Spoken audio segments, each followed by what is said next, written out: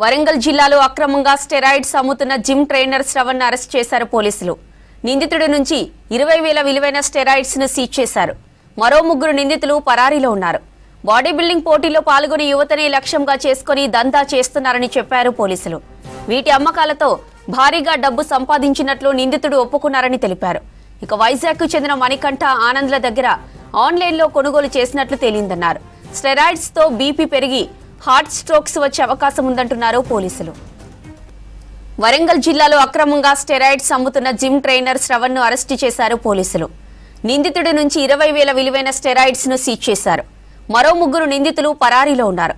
Body building పోటీలో పాల్గొని యువతని లక్ష్యంగా చేసుకుని దందా చేస్తున్నారని చెప్పారు పోలీసులు. వీటి అమ్మకాలతో భారీగా డబ్బు సంపాదించినట్లు నిందితుడు ఒప్పుకున్నారని తెలిపారు. వైజాగ్ కు చెందిన మణికంఠ ఆనంద్ల దగ్గర ఆన్లైన్లో కొనుగోలు చేసినట్లు తేలిందన్నారు. స్టెరాయిడ్స్ తో బీపీ పెరిగి హార్ట్ స్ట్రోక్స్ వచ్చే అవకాశం ఉందంటున్నారు పోలీసులు.